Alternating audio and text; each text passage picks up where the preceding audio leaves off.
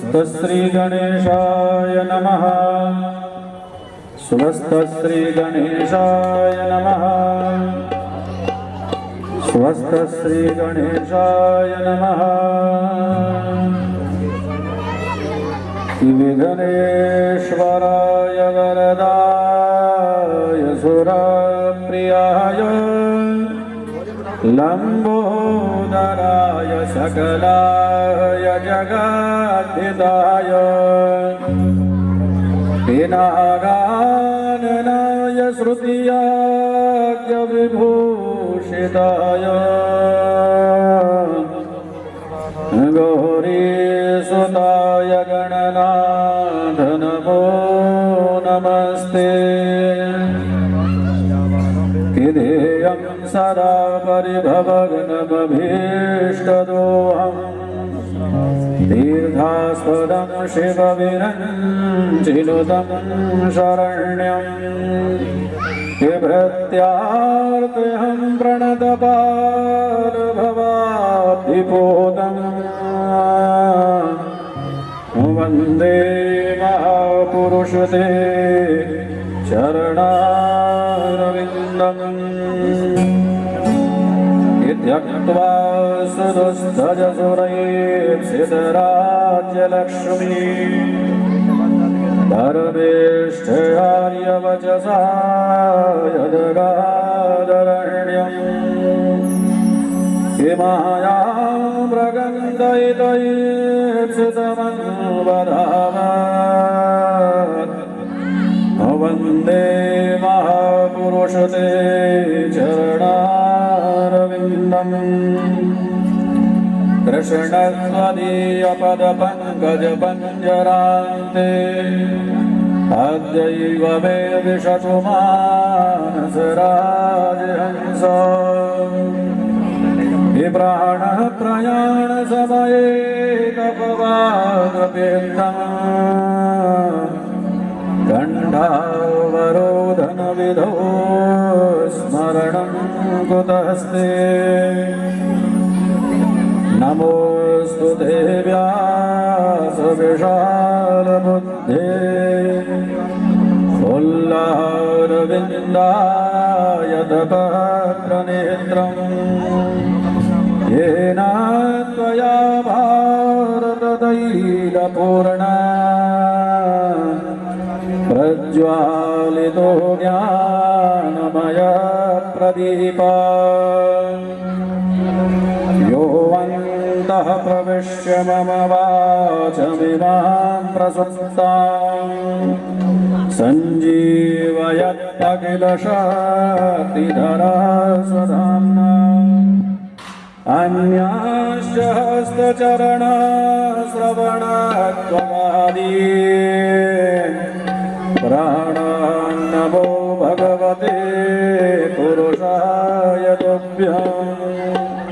वंशे विभूषितकरान्नवनीरदाभा पीताम्बरादरुणबिम्बफलाधरोष्ठा विपूर्णेन्दुसुन्दरमुखा दरविन्दनेत्रा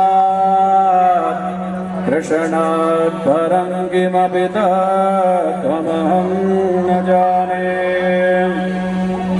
यं प्रभजन्तमनुपेदमपेदकृत्यं द्वैपायनो विरहकातरया जुहावो हि पुत्रेति तन्मयतया तरवोऽभिनेदो तं सर्वभूतहृदयं मुनिमानतोऽस्मि। गुरुर्ब्रह्मा गुरुर्विष्णुर्गुरुर्देवो महेश्वरः गुरुः साक्षात् परब्रह्म तस्मै श्री गुरवे नमः। मूके होय वाचाल पंगुचरणैर्वर्गः जासु कृपासु दया द्रवहु सकल कलिमलरहम्। कर्पूरगौरं करुणावतारं संसारसारं भुजगेन्द्रहारं सदा वसन्तं हृदयारविन्दे भवं भवानी सहितं नमामि। त्वमेव माता च पिता त्वमेव त्वमेव बन्धुश्च सखा त्वमेव त्वमेव विद्या द्रविणं त्वमेव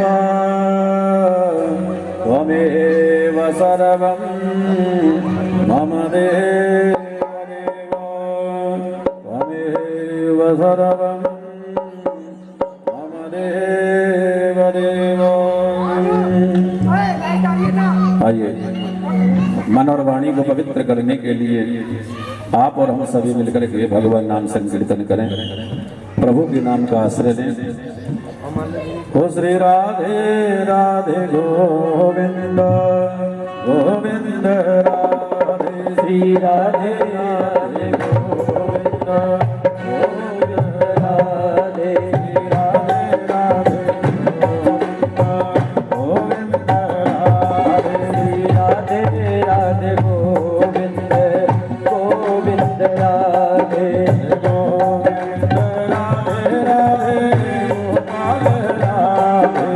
गोविंद राधे राधे गोपाल राधे गोविंद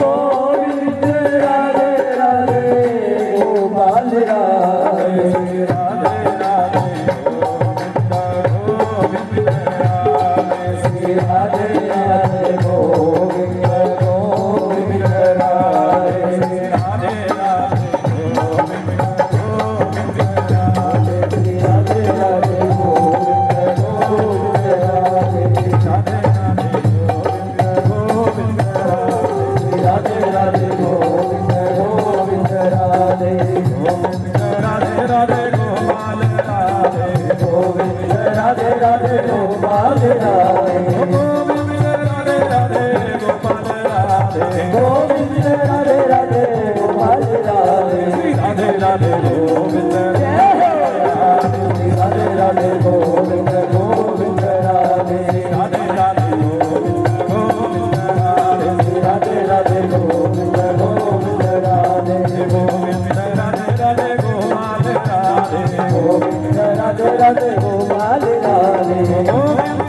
राधे गोपाल राधे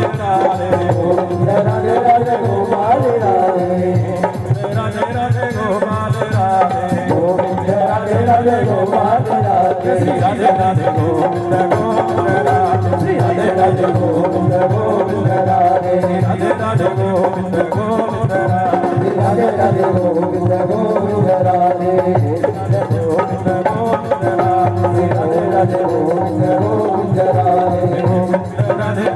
राधे राधे गोविंद गोविंद राधे राधे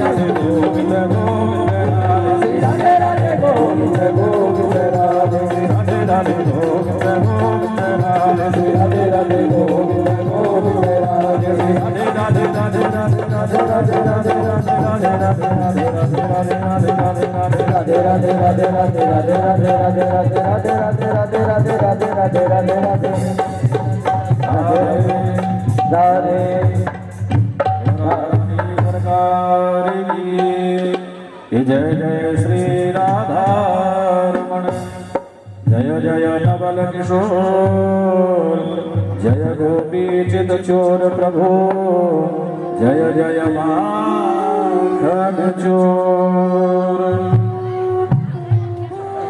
परम मंगल में परात्पर अखिलेश्वर भक्त वांछित कल्पतरु तड़जित व्यंजित पीतांबरधारी श्री बाल कृष्ण लाल की वाङ्मयी प्रतिमूर्ति श्रीमद् भागवत महापुराण। भाग्योदयेन बहुजन्म समर्थितेन सतसंगमं च लभते पुरुषो यदा वै। भागवत भागीरथी में एक बार भी जो स्नान करता है उसे अपार पुण्य की प्राप्ति होती है, और जो एक बार भी श्रीमद् भागवत कथा का नियम से 7 दिवस तक 7 दिनों तक कथा श्रवण करता है उसके जन्म जन्मांतर के पाप नष्ट हो जाते हैं और उसे परात्पर गोविंद की प्राप्ति हो जाती है। तो कल के कथा प्रसंग में आप सभी ने श्रवण किया, भक्ति माता के कष्ट की निवृत्ति हुई, ज्ञान वैराग्य का बढ़ापा दूर हो गया, और धुंधकारी जिसने जीवन पर्यंत पाप कर्म किए और पाप कर्म करते करते जिसकी अकाल मृत्यु हो गई, और अकाल मृत्यु के बाद में जो भूत प्रेत बनकर के आत्मदेव की उस विशाल महल में रह रहा था, तो केवल भागवत श्रवण करने मात्र से 7वें दिन उसे मोक्ष मिल गया, उसे भगवान के पार्षद भगवान के वैकुंठ लोक में ले गए। जय जय। भागवत का मतलब है भक्ति। भा माने भक्ति, गा माने ज्ञान, वा माने वैराग्य और ता माने त्याग। जीवन में जब भक्ति होती है तो ज्ञान आता है, और जब ज्ञान आता है तो वैराग्य आता है, और जब ये तीनों ही सम्मिलित हो जाते हैं तो मनुष्य को त्याग की शिक्षा देते हैं। त्याग जीवन में होना अति आवश्यक है। त्यागी का मतलब त्याग नहीं है। बोले महाराज ये 3 मंजिल महल किसका बना हुआ है? बोले त्यागी जी महाराज। हाँ। बोले ये बच्चे किसके शोर शराबा कर रहे हैं? बोले ब्रह्मचारी जी महाराज। हाँ। ये बाल गोपाल किसके खेल रहे हैं? बोले ब्रह्मचारी जी महाराज। और बोले ये शोर शराबा इतना हल्ला कहां से सुनाई दे रहा है? बोले मौनी बाबा के आश्रम से। बोलो जय श्री कृष्ण।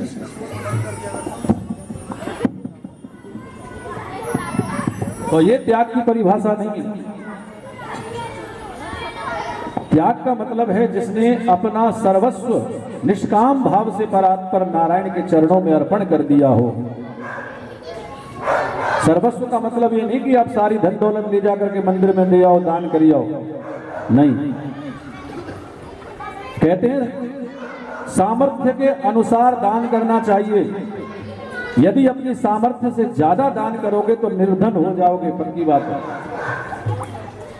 इसलिए दान दिया जाता है श्रद्धा से, दान दिया जाता है आस्था से, और दान दिया जाता है विश्वास से। क्षमता से अधिक दान देना भी कहीं का न्याय नहीं है। भगवान भी नहीं कहते कि अपने परिवार से निकाल करके, अपने परिवार के मुख से निवाला निकाल करके आप कहीं दान करो, नहीं। दशांश दान लिखा है हमारे सनातन हिंदू धर्म में, ध्यान देना सज्जनों। जितना कमाते हैं उसका 10वां अंश, केवल 10वां अंश। मैं देखता हूं लोग कर्जा करके भी दान दे देते, बाद में उस कर्जे को चुकाते रहते। इसलिए सामर्थ्य अनुसार दान करना चाहिए, क्षमता अनुसार दान करना चाहिए। जितना परमात्मा ने दिया है उनका कृपा भाजन होकर के, उनकी कृपा का भगवान के प्रति आदर व्यक्त करके उसमें से कुछ दान करना चाहिए। दान की विशेष महत्व बताइए, महिमा बताइए। दशांश दान बताया, जितना कमाते हैं उसमें से कम केवल दशांश, 10वां अंश। अगर 100 रुपए कमाएं तो उसमें से 10 रुपए धर्म के लिए, दान के लिए निकाल दें। और यही बात त्याग सिखाता है, यही जीवन में त्याग कहलाता है। तो भक्ति, ज्ञान, वैराग्य और त्याग का परिक्षेप है श्रीमद् भागवत। भागवत की एक और बात आपको बताऊं कि इससे सबसे पहले भक्ति प्रकट होती है। जब आप श्रीमद् भागवत कथा का श्रवण करते हैं तो सबसे पहले आपके अंतर हृदय में भक्ति का जन्म होता है। भक्ति के बाद में ज्ञान आता है, सद असद विवेचनी बुद्धि। वो ज्ञान बुद्धि के रूप में हमें आता है कि हमें क्या करना चाहिए और क्या नहीं करना चाहिए। फिर उसके बाद में वैराग्य आता है, जो हम संसार में पड़े हैं, परिवार में हैं, उस परिवार के प्रति हमारा कर्तव्य क्या है और अन्य लोगों के प्रति हमारा कर्तव्य क्या है, समाज के प्रति हमारा कर्तव्य क्या है, इसका जो ज्ञान करा दे, फिर उस ज्ञान के माध्यम से हमें वैराग्य होता है कि हमें तो ईश्वर की शरण में चलना चाहिए, संसार से हमें कुछ नहीं मिलेगा, ईश्वर से मिलेगा। कोई भी मनुष्य ऐसा नहीं है जिसने जीवन में जन्म लिया हो इस संसार में आकर के और अपने साथ कुछ यहां से लेकर के गया हो। सज्जनों, दो चीज मनुष्य साथ में लाता है और दो चीज ही साथ में ले जाता है, पाप और पुण्य। केवल पाप और पुण्य साथ में लाता है और मृत्यु के पश्चात पाप और पुण्य ही साथ में अपने साथ ले जाता है और उसी के आधार पर उसे जन्म की प्राप्ति होती है, उसी के आधार पर उसे नाना प्रकार की योनियों में जन्म लेना पड़ता है। और ये पाप पुण्य का चक्कर 84 लाख योनियों में चलता है। जिसके पाप ज्यादा होते हैं, अभी लड़कों का वर्णन आप आगे इसमें सुनेंगे। नारद जी ने प्रश्न किया था नवयोगेश्वरों से कि ये नरक क्या है, ये स्वर्ग क्या है, मरने के बाद व्यक्ति कहां जाता है, उसका क्या होता है। तो देवर्षि नारद ने नवयोगेश्वरों से इसका नवयोगेश्वर पर संवाद आप आगे श्रवण करेंगे।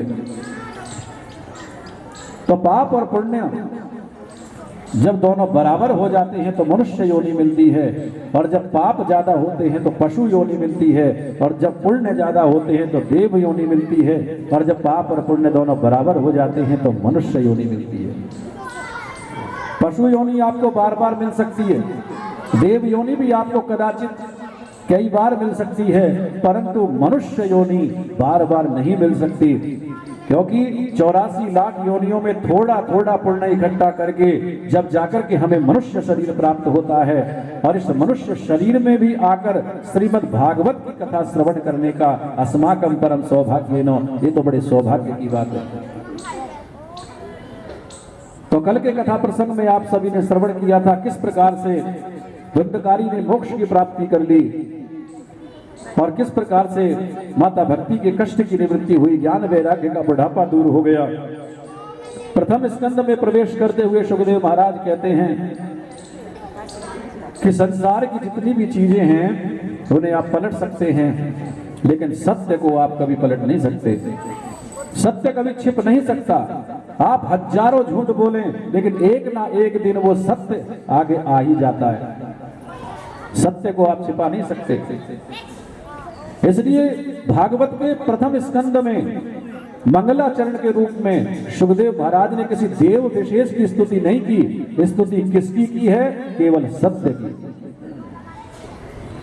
कि जनवाद्यस्य यतोन्वयादितरतश्चार्थे स्वभिज्ञस्वराट् तेने ब्रह्म हृदय आदि कवये मुह्यन्ति यत् सूरया तेजो वारिमृधां यथा विनमयो यत्र त्रिसर्गो मृषा धाम्ना स्वेन सदा निरस्तकुहकं सत्यं परं धीमहि सत्यं परं धीमहि। तो सुखदेव महाराज ने भागवत के प्रथम स्कंद में मंगलाचरण के रूप में किसी देव विशेष की स्तुति नहीं की, और होती है। आप जब भी कोई पुस्तक पढ़ते हैं, जब भी कोई ग्रंथ पढ़ते हैं, सबसे पहले किसी देव की स्तुति की जाती है। सबसे पहले भगवान गणपति की स्तुति की जाती है, भगवान गणेश जी की। मां शारदे सरस्वती की स्तुति की जाती है, गुरु की स्तुति की जाती है, किसी राजा की स्तुति की जाती है, किसी देव विशेष की स्तुति की जाती है।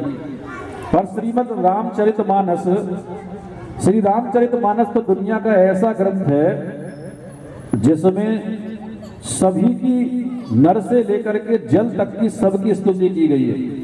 हाँ, गणेश जी की स्तुति, वर्णानाम अर्थ संघानाम रसानाम छंदसामपि। हाँ, भगवान गणपति की स्तुति आप रामचरितमानस में देखिए। भगवान गणपति की स्तुति, माता सरस्वती की स्तुति, भगवान शिव की स्तुति, और भैरव की स्तुति, शनिदेव की स्तुति, ब्रह्मा जी की वंदना, राम जी की वंदना, चारों भाइयों की वंदना, अयोध्या की वंदना, अयोध्या की गलियों की वंदना, राजा दशरथ की वंदना, तीनों रानियों की वंदना, चोरों की वंदना, हाँ, जेबकतरों की वंदना, महाराज कोई छोड़ा ही नहीं। रामचरितमानस में विस्तार से सबकी वंदना की है, सबको प्रणाम किया है बाबा तुलसीदास जी ने।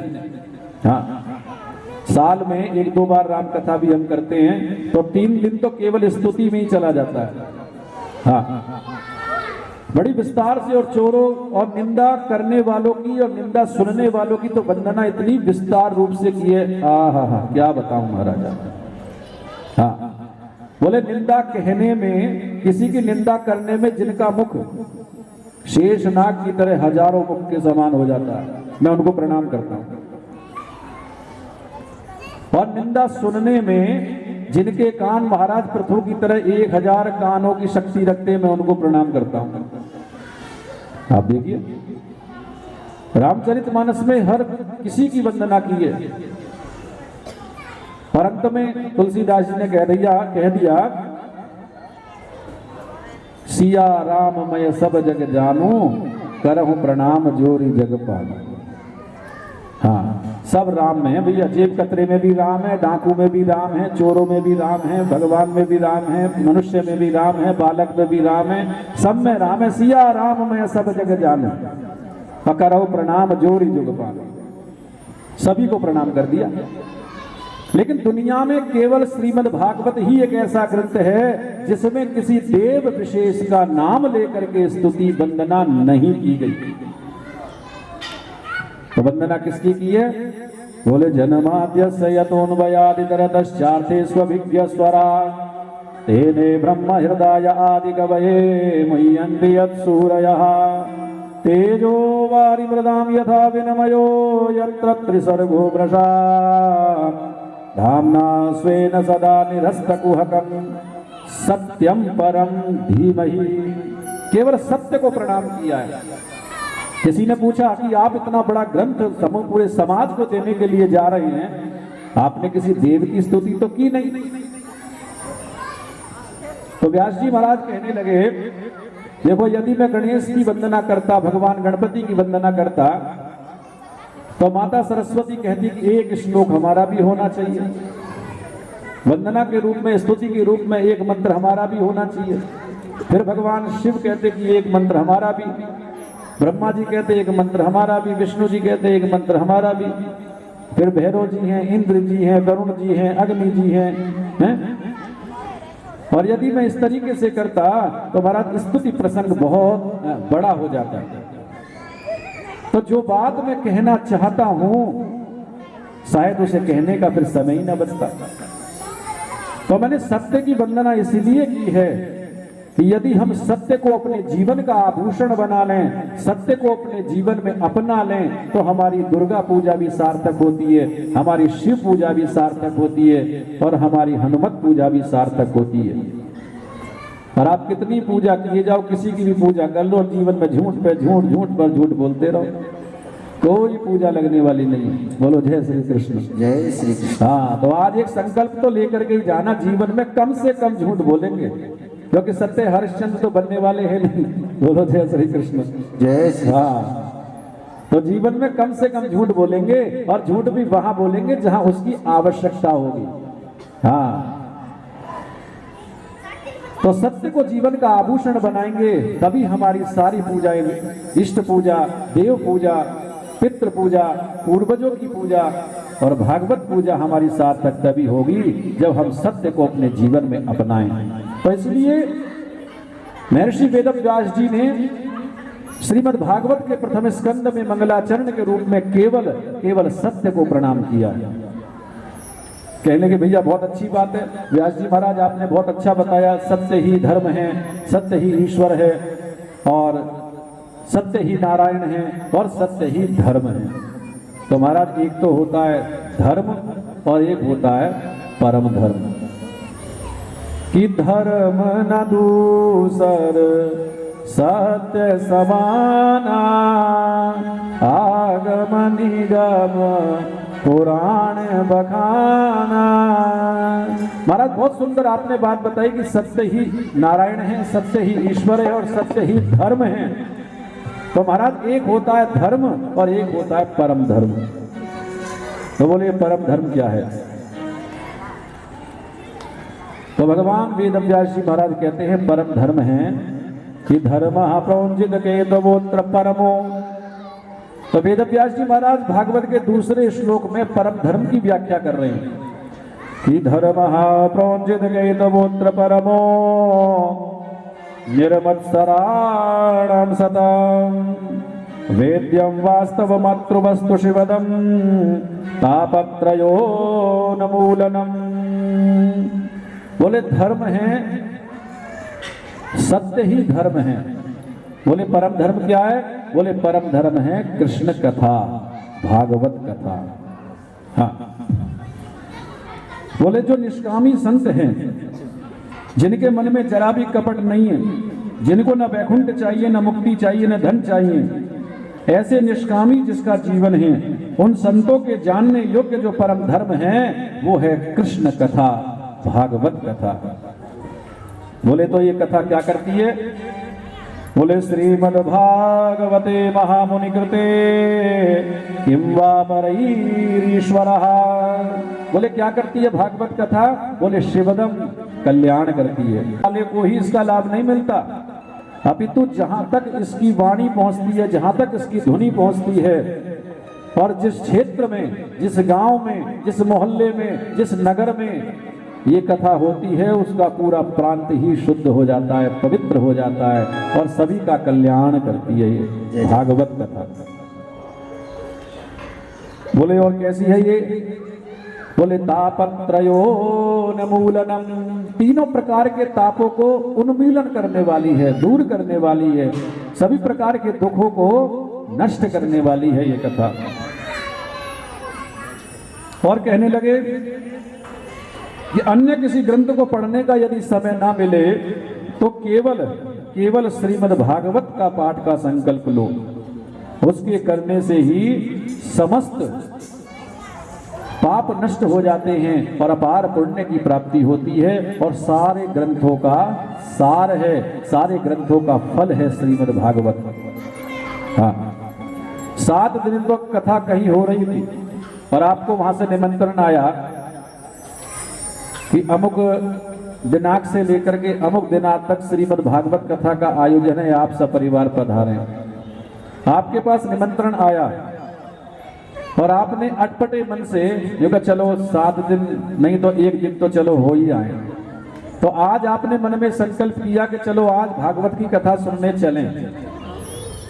तो भागवत में लिखा है सद्यो ही अवरुध्यते त्रिकृतभि शुश्रूषुभिस्तक्षणात्, यानी जब भी आप अपने मन में भागवत सुनने का, श्रवण करने का संकल्प लेते हैं, उसी समय गोविंद आपके हृदय में प्रकट हो जाता है। हाँ, सत्यो ही अवरुध्यते शुश्रूषुभि। हाँ, केवल सुनने की इच्छा जागृत हुई, अभी आप कथा मंडप तक पहुंचे नहीं, केवल अभी सुनने की इच्छा जगी।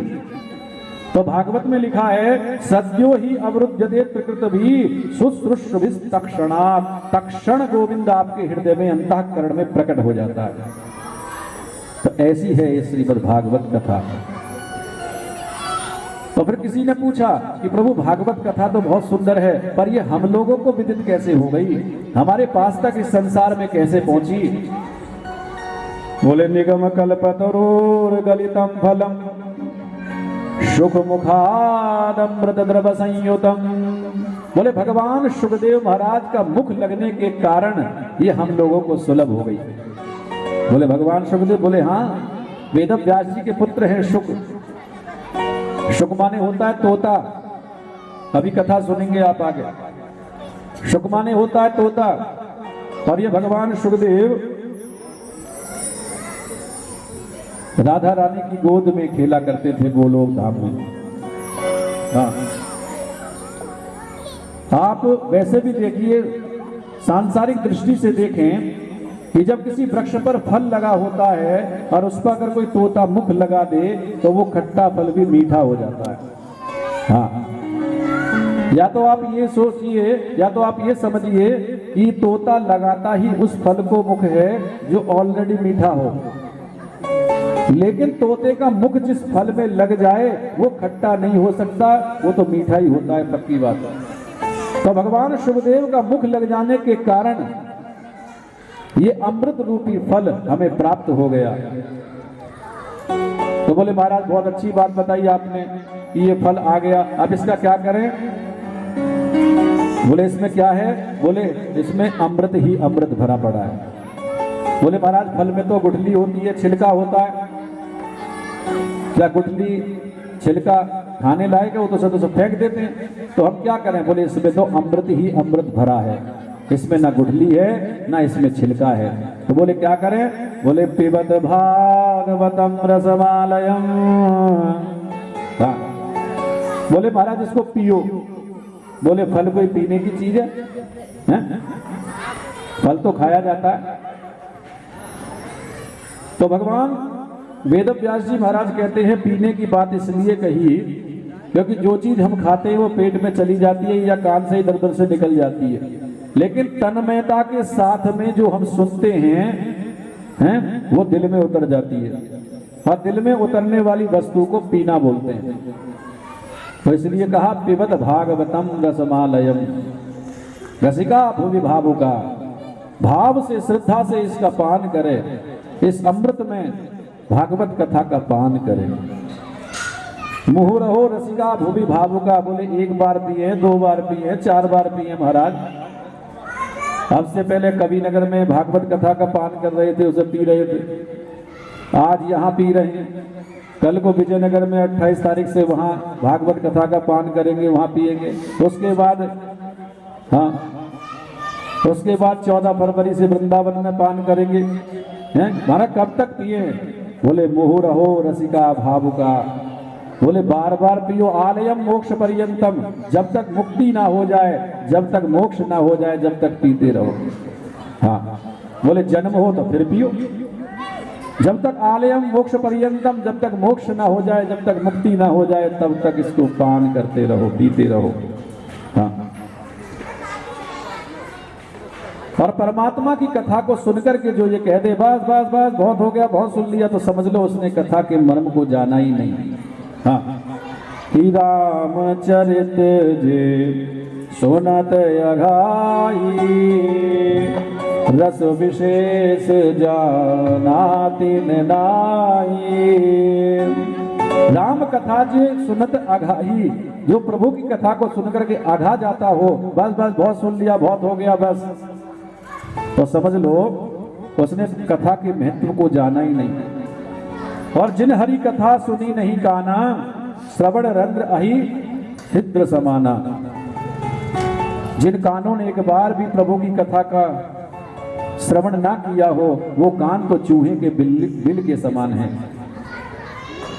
इसलिए इसको बार बार सुनना चाहिए, जहां भी कथा हो वह हमें अवश्य जाना चाहिए और कथा का श्रवण करना चाहिए। और 7 दिनों के अंदर इस कथा को सुनकर के आत्मचिंतन करना चाहिए कि जो आज कथा में व्यास जी महाराज ने कहा है उसका मेरे जीवन से कितना लगाव है और कितना परिवर्तित है। तो प्राचीन समय में सूत जी महाराज कथा सुना रहे हैं शौनक जी ऋषियों को,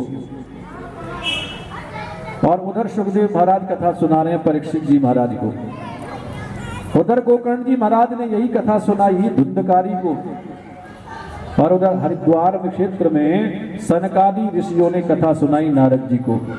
और आज इस बागवानी कॉलोनी के इस पार्क में बैठ करके हम कथा सुना रहे हैं आप लोगों को। जय जय बोलो जय श्री कृष्ण। जय श्री कृष्ण। तो 5 जगह कथा हो रही है सज्जनों।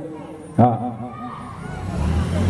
उधर कथा होती है, भगवान सुखदेव महाराज परीक्षित को सुनाते हैं, उधर सनकादि ऋषि देवर्षि नारद को सुनाते हैं, उधर गोकर्ण जी महाराज धुंधकारी को कथा सुनाते हैं। हाँ, और उधर सूत जी महाराज सनकादि ऋषियों को कथा सुना रहे हैं, और यहाँ हम कथा आपको सुना रहे हैं। हाँ। तो इस कथा का अपने जीवन में कितना हमारा परिवर्तन हुआ और कितना हमने अब तक खोया। कहते हैं जो भूतकाल की चिंता करता है वो भूतकाल में ही रह जाता है, भविष्य की चिंता करनी नहीं चाहिए। भूतकाल जो चला गया उस पर विचार नहीं करना चाहिए। हाँ, वर्तमानेषु प्रवर्तन्ते, जो अपने वर्तमान को सुधार लेता है वो अपने तीनों कालों को सुधार लेता है। आज का किया हुआ मेरा सत्कर्म कल का सौभाग्य बनेगा, और आज का किया हुआ मेरा दुष्कर्म कल का दुर्भाग्य बनेगा। यही हमें श्रीमद् भागवत कथा सिखाती है। प्रसूत जी महाराज कथा कह रहे थे, सुना रहे थे, तो शौनक जी महाराज ने चरणों में प्रणाम किया और बोले, प्रभु आज आपसे कुछ पूछने का मन होता है। सूत जी बोले, पूछो।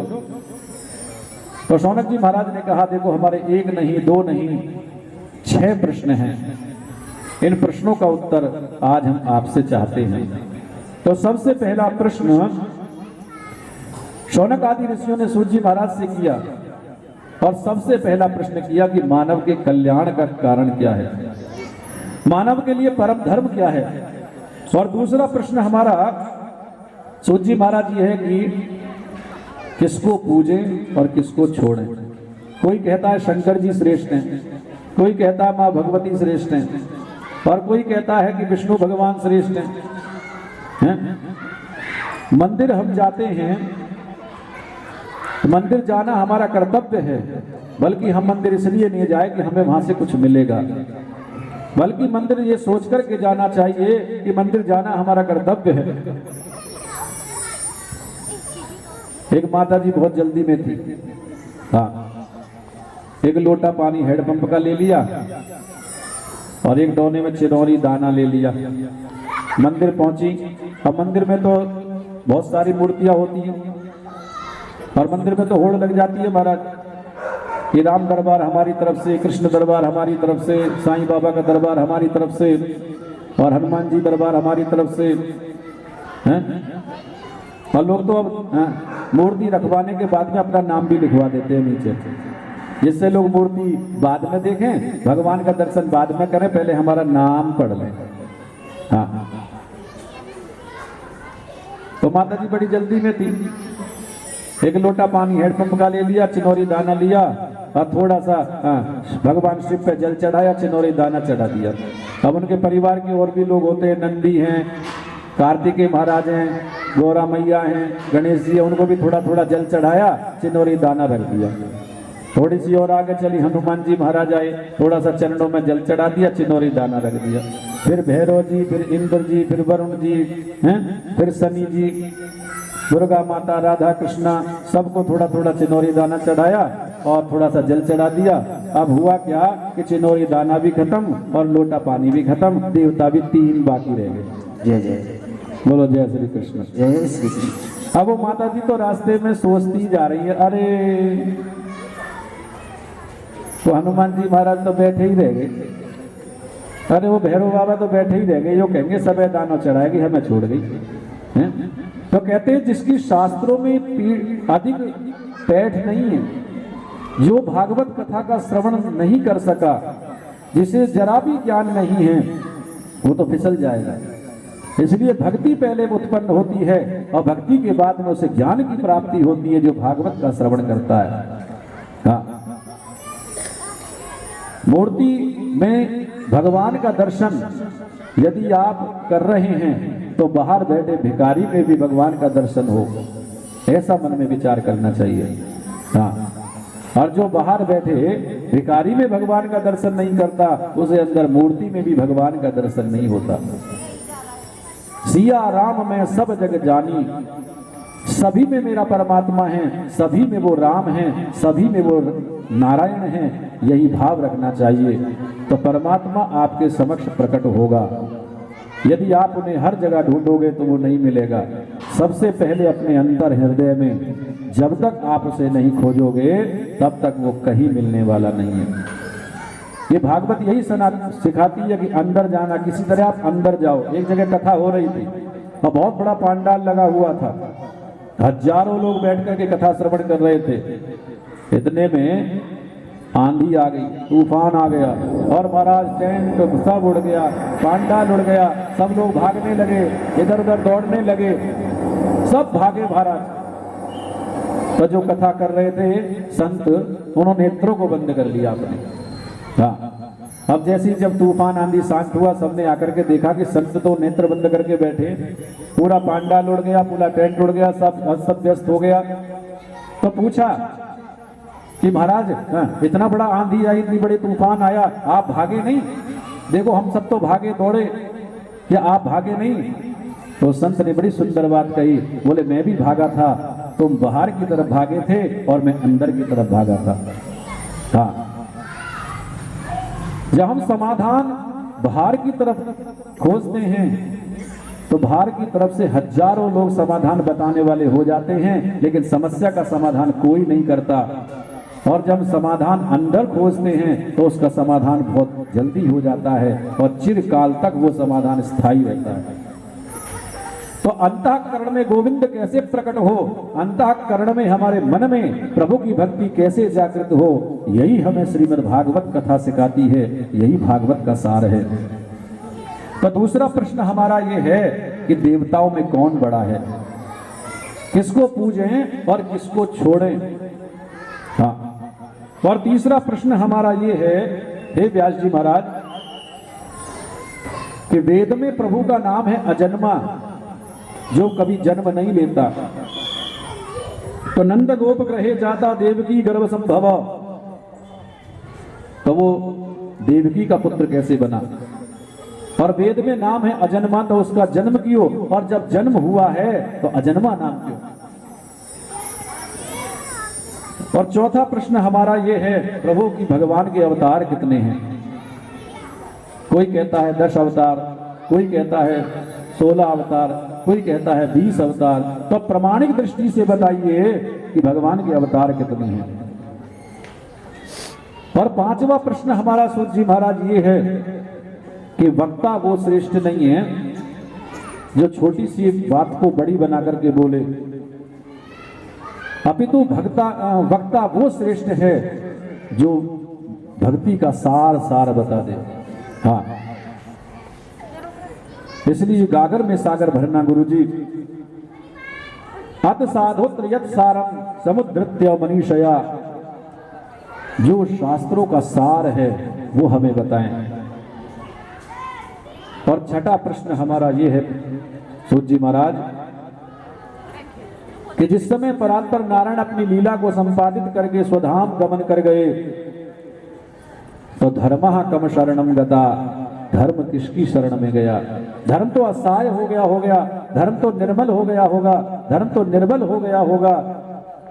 तो धर्मः कम शरणम गता, धर्म किसकी शरण में गया? इतना सुनते ही सूत जी महाराज की आंखों से आंसू आ गए और कहने लगे, ऋषियों बहुत अच्छे प्रश्न किए हैं, प्रश्न तुमने अपने लिए नहीं पूछे, अपितु संसार कल्याण के प्रश्न हैं।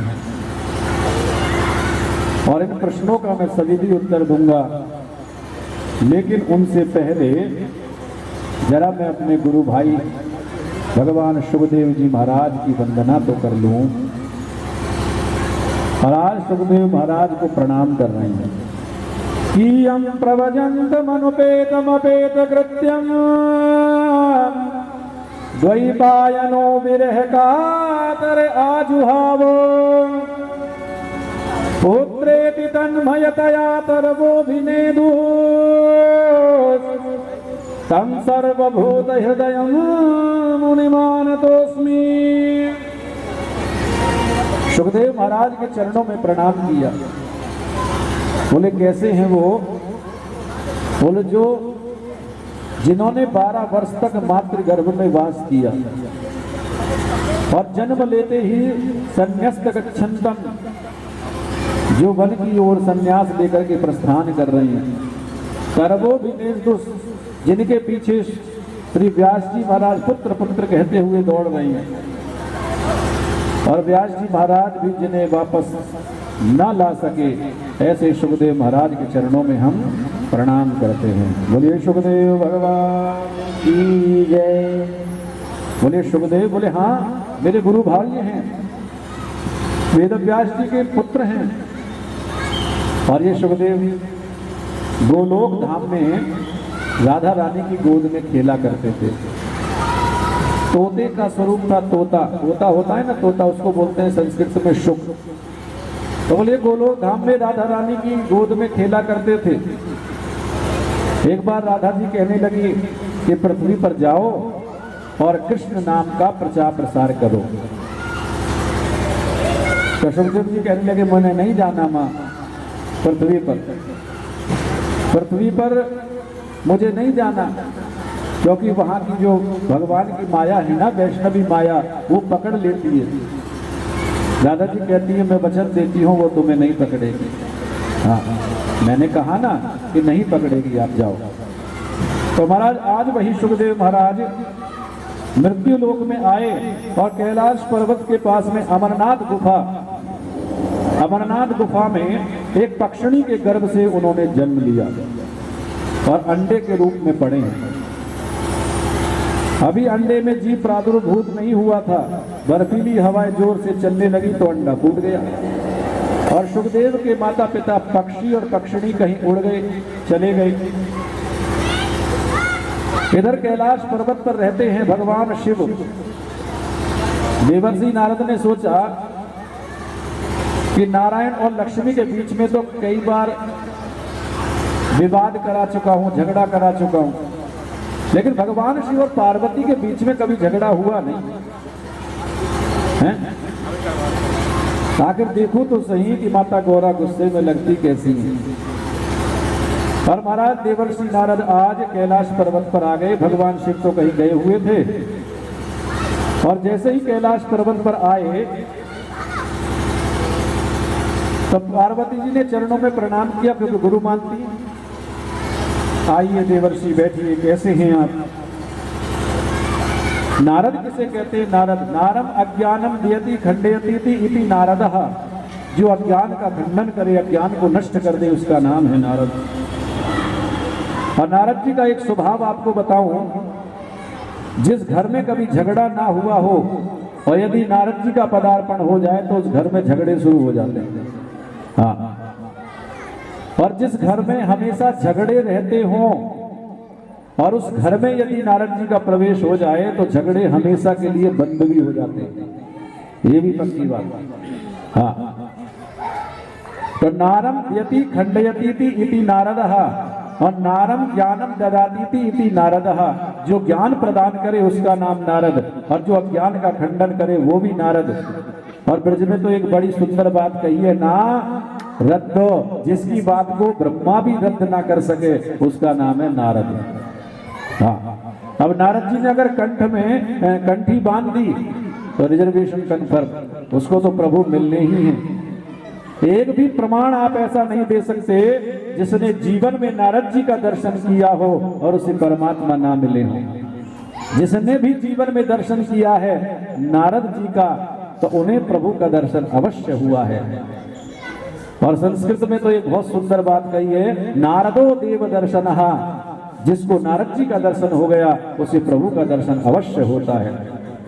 तो आज नारद जी ने सोचा कि लक्ष्मी नारायण में तो झगड़ा कई बार करा चुका हूं, ब्रह्मा जी में कई बार झगड़ा करा दिया, लेकिन शिव और पार्वती में कभी झगड़ा नहीं हुआ। ऐसा कुछ नाटक करके आऊं जिससे कि प्रभु का प्रचार प्रसार हो, भागवत का प्रचार प्रसार हो। तो नारद जी सीधे कैलाश पर्वत पर आ गए। बाबा भोलेनाथ तो कहीं गए हुए थे। पार्वती से आकर के प्रणाम किया, माता पार्वती ने उन्हें प्रणाम किया। बोले आइए नारद जी, कैसे आज यहाँ आगमन हो गया? किमर्थम आगतो सिद्धम किमते मनसि वर्तते। आज कैलाश में किस प्रकार आगमन हुआ और आपके मन में क्या चिंता है? तो नारद जी कहने लगे, देखो माता, आजकल मैंने गृहस्थ में जाना बंद कर रखा है। हाँ, मैं कहीं गृहस्थी लोगों के यहाँ जाता नहीं हूँ। हाँ, क्योंकि देखो सच्चा प्रेम तो कहीं रहा नहीं। आजकल जो प्रेम है ना परिवार में, पति पत्नी का प्रेम, वो सब बनावटी रह गया, सब झूठा प्रेम है।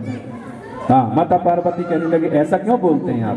देखो मुझ में और भोले बाबा में तो इतना प्रेम है, इतना प्रेम है, मैं आपको क्या बताऊं महाराज। गुरु मंत्र जो कान में मिलता है किसी को बताना नहीं चाहिए। स्वप्न में जिस देव का दर्शन होता है किसी को बताना नहीं चाहिए, लेकिन सबसे पहले मुझे बता देते हैं। इतने दयालु हैं, इतने कृपालु हैं, वो मुझसे कोई बात छिपाते नहीं है, सबसे पहले मुझे बता देते। हम में तो बहुत प्रेम है। तो देवर्षि नारद कहने लगे, अच्छा भगवान करे आपका प्रेम इसी प्रकार बना रहे। मेरी तो बहुत बहुत शुभकामनाएं, लेकिन एक बात तो आपको जरूर बताई होगी। बोले क्या? बोले जो हर समय अपने गले में जो मुंडों की माला बाबा भोलेनाथ पहनते हैं, इसमें मुंड किसके लगे हैं ये तो आपको जरूर बताया होगा। बोले देखो नारद जी, प्रेम तो बहुत करते हैं पर ये बात तो कभी बताई नहीं। तो बोले तो क्या खाक प्रेम करते हैं? राम राम राम राम राम, जिस माला को एक क्षण भी अपने गले से अलग नहीं रखते, अपने हृदय से अलग नहीं होने देते, जिस माला को अपने साथ रखते हैं, उसमें मुंड किसके लगे हैं ये तो तुम्हें कभी बताया नहीं। तो क्या खाक प्रेम करते हैं? पर देखो माता, तुम जानो, तुम्हारा काम जाने, हम तो चलते हैं। हाँ, सामने से आ रहे थे भोले बाबा और जाते जाते भोले बाबा के कोहनी और मार गए। बोले बाबा जरा जल्दी जाना, माता याद कर रही है। बोलो जय श्री कृष्ण। इधर माता पार्वती ने देखा, हे भगवान, इतना बड़ा कपट, इतना बड़ा झूठ, जिस माला को कभी अपने तन से, अपने शरीर से कभी अलग नहीं होने देते, उस माला में मुंड किसके लगे मुझे आज तक नहीं बताया। आभूषणों को उतार करके फेंक दिया, वस्त्रों को उतार करके फेंक दिया, मलिन वस्त्र धारण कर लिए और महाराज कोप भवन में चली गई। पहले राजा महाराजा जब महल बनवाते थे ना, तो उसमें एक कमरा स्त्रियों के रूठने का अलग से बनता था। हाँ, उसका नाम था कोप भवन। हाँ, यदि स्त्री उस कमरे में चली गई तो समझ लो रूठ गई। फिर बड़ा अनविनय विनय करते थे, मनाते थे बेचारे जाकर के। हाँ, तो उसको बोलते थे कोप भवन। इधर माता पार्वती कोप भवन में चली गई। जाकर के बाबा भोलेनाथ ने कहा, देवी आज कुछ उदास नजर आती हो, क्या बात है? बोले बात मत करो हमसे, अंदर से भी कपटी, बाहर से भी कपटी हैं, अंदर से भी काले और बाहर से भी काले। भगवान शिव कहने लगे, देवी देखो, काला तो वो होता है जो किसी से कपट करता है, मैंने तो कभी कोई बात आपसे छिपाई नहीं, ऐसा क्यों बोलती हो? माता पार्वती कहने लगी, जिस मुंड की माला को तुम गले में हर समय धारण किए रहते हो, उसमें मुंड किसके लगे हैं ये तो कभी आपने बताया नहीं, और कहते हैं कि मैं कपटी नहीं हूं, मैं झूठ नहीं बोलता, आपने मुझसे क्यों छुपाया? किसके मुंड लगे हैं इसमें आपको आज बताना पड़ेगा। तो भगवान शिव कहने लगे, देवी जब जब तुमने पृथ्वी पर जन्म लिया और जन्म लेकर के शरीर का परित्याग किया, तो तुम्हारी याद, तुम्हारी स्मृति मुझे बनी रहे, तो तुम्हारे ही मुंड को मैं अपनी माला में पिरो लेता था। और इस मुंड माला में ये सब आपके ही मुंड हैं। अब तक देख लो 108 जन्म आपके हो चुके हैं, ये 108 मुंड आपके ही हैं। जब जब आपने लीला के लिए, वैसे तो परम्बा जगदम्बा महाशक्ति हैं, लेकिन जब जब लीला के लिए तुमने पृथ्वी पर जन्म लिया और जन्म लेकर के शरीर को त्यागा, तो आपके ही मुंड मैंने अपनी माला में पिरो ली है, जिससे आपकी स्मृति बनी रहे, आपकी याद मुझे बनी रहे। माता पार्वती बोली, अब तो आप महान कपटी निकले। हाँ, बोले देवी, बोले हाँ, मुझे बार बार मरना पड़ता है और तुम अमर हो। ऐसी कौन सी औषधि, ऐसी कौन सी दवाई खा रखी है आपने जिससे कि तुम तो मरते नहीं कभी, और मुझे बार बार जन्म लेना पड़ता है, बार बार मरना पड़ता है? तो भगवान शिव कहते हैं, देवी मैंने अमृत कथा का पान किया है। माता पार्वती कहने लगी, उस अमृत कथा को मैं भी श्रवण करना चाहती हूँ, मुझे भी सुनाइए। तो भगवान शिव अमरनाथ गुफा में माँ पार्वती को ले गए और एक एक आभूषण, एक एक अपना छोड़ते रहे। कहीं सर्प को छोड़ा, कहीं नागराज को छोड़ा, कहीं बैल को छोड़ा, और अमरनाथ गुफा में जाकर के बैठ गए। सम्मुख पार्वती जी बैठी। भगवान शिव कहने लगे, देखो हम कथा जब कहते हैं ना, तो देवी नेत्र बंद करके कथा करते हैं, इसलिए तुम्हें, मुझे कैसे आभास होगा कि तुम कथा सुन रही हो? तो माता पार्वती कहने लगी, मैं हुंकारे देती रहूंगी, आप जैसे ही कथा कहोगे तो मैं हुंकारे देती रहूंगी कि हाँ मैं कथा श्रवण कर रही हूँ, जिससे आपको आभास हो जाएगा। इसलिए कथा में जयकारा और कहानी में हुंकारा कहा गया, जिससे कि नींद भी ना आए। तो भगवान शिव ने नेत्रों को बंद किया और भगवान शिव ने आज कथा प्रारंभ की और कहने लगे कि देवी, इस कथा को 7 दिन तक नियमित होकर के सुनना पड़ेगा। नियमित होकर के मां पार्वती जी ने आज कथा श्रवण की और भगवान शिव ने दूसरे दिन की कथा प्रारंभ की, पहले दिन की प्रारंभ की, और जैसे ही तीसरा दिन आया तो माता पार्वती को नींद आ गई। हाँ, और भगवान शिव के पीछे जो पक्षिणी का अंडा पड़ा था वो प्रादुर्भाव हो गया और महाराज कथा सुनते सुनते उसे बड़ा आनंद आया। और चौथे दिन जिस समय कृष्ण की कथा हुई तो महाराज उसने देखा कि माता पार्वती तो सो गई, कहीं कथा में विराम ना हो जाए, तो माता पार्वती के स्वर में उसने हुंकारा देना प्रारंभ कर दिया। और जब सप्तम दिवस की कथा प्रारंभ हुई और भगवान शिव कहने लगे, देवी, जब उद्धव जी ने को पता चला कि प्रभु श्री कृष्ण अपनी लीला को समाप्त करके जाना चाहते हैं, तो उद्धव ने आकर कृष्ण चरणों में प्रणाम किया। योग के स्वामी हैं, योग के अधीश्वर हैं, बताइए त्याग क्या है, वैराग्य क्या है, संन्यास क्या है, ये ज्ञानमय प्रसंग। इस प्रकार से प्रभु ने नारायण ने आज उद्धव जी को बताए और इस लीला को संपन्न करके चले गए। और जैसे जोर से भगवान शिव ने जयकारा लगाया, बोले द्वारिकाधीश भगवान की जय, तो महाराज पार्वती जी की नींद टूट गई। हाँ, और जैसे ही आंखें खुली तो कहने लगी, हाँ प्रभु बताइए, सृष्टि की रचना कैसे हुई, वैराग्य का क्या हुआ, भक्ति का क्या हुआ, त्याग कहाँ गया। बोले देवी, ये कथा तो पूरी हो गई। बोले प्रभु मुझे नींद आ गई थी। तो बोले पर ये हुंकरा कौन दे रहा था।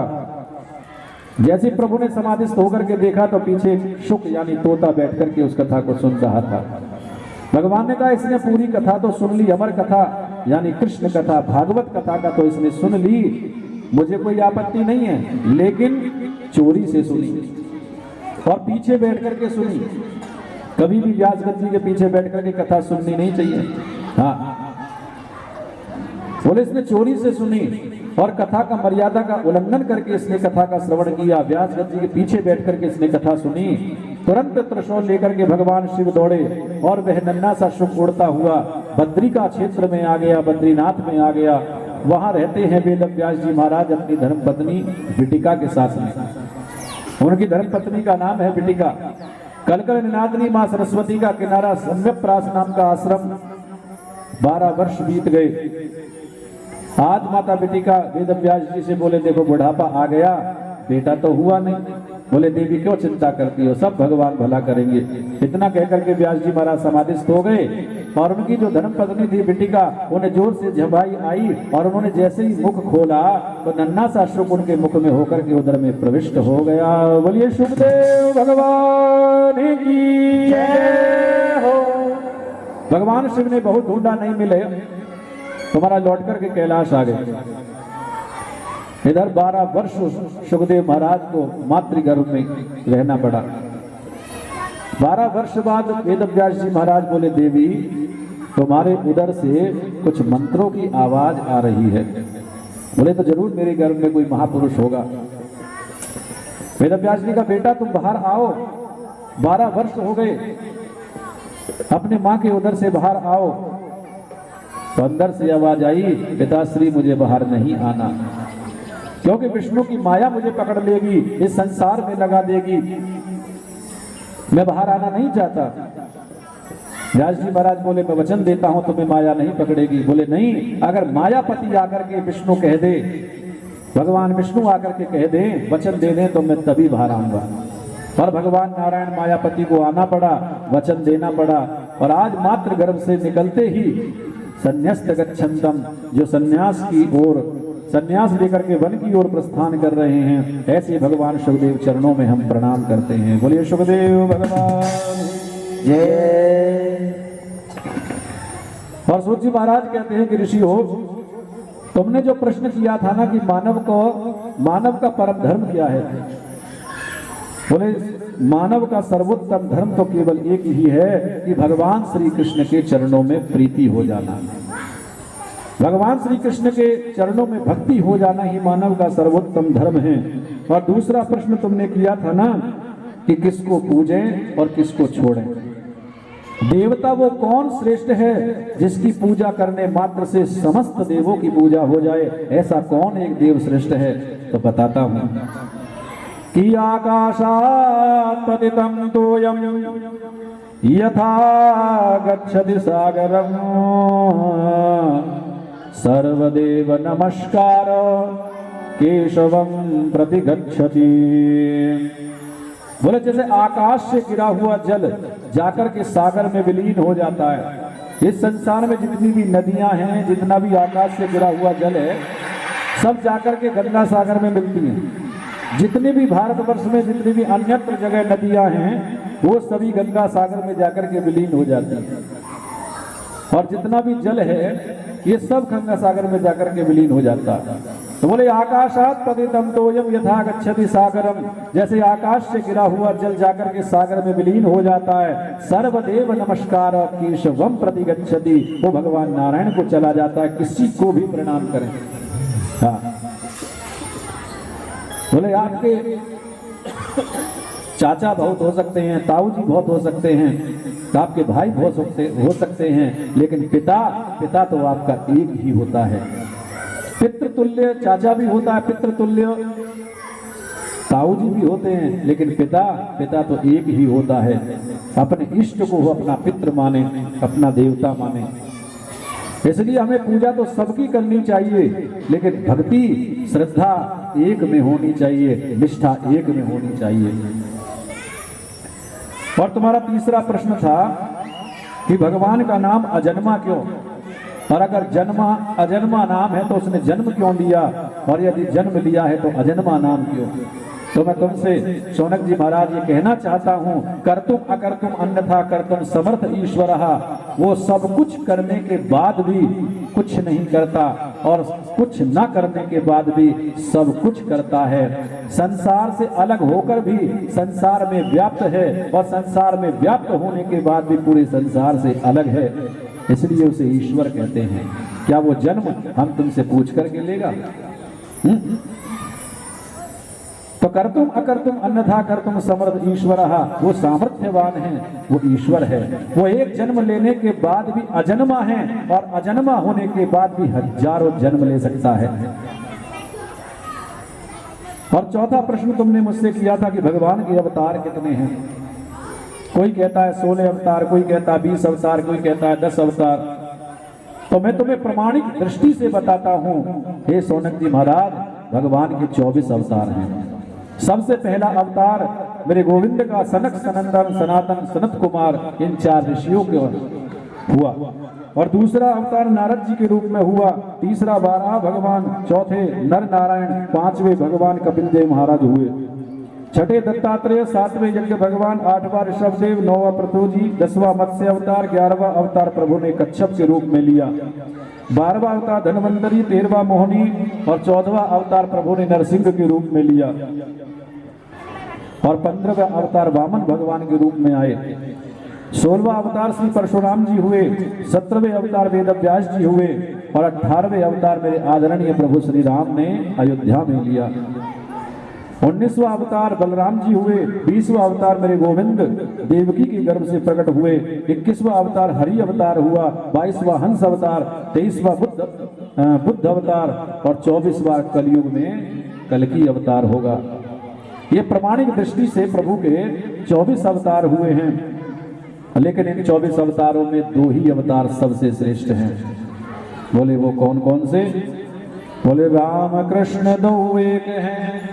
किसी ने पूछा, कोई कहता है राम बड़े हैं, कोई कहते हैं कृष्ण बड़े हैं, लेकिन मैं तुम्हें बताता हूं ऋषियों कि राम कृष्ण 2 एक हैं, अंतर नहीं निमेष, इनके नयन गंभीर है, उनके चपल विषय। भगवान राम के नयनों में गंभीरता है और भगवान श्री कृष्ण के नयनों में चपलता, इसी कारण इन्हें पहचाना जा सकता है।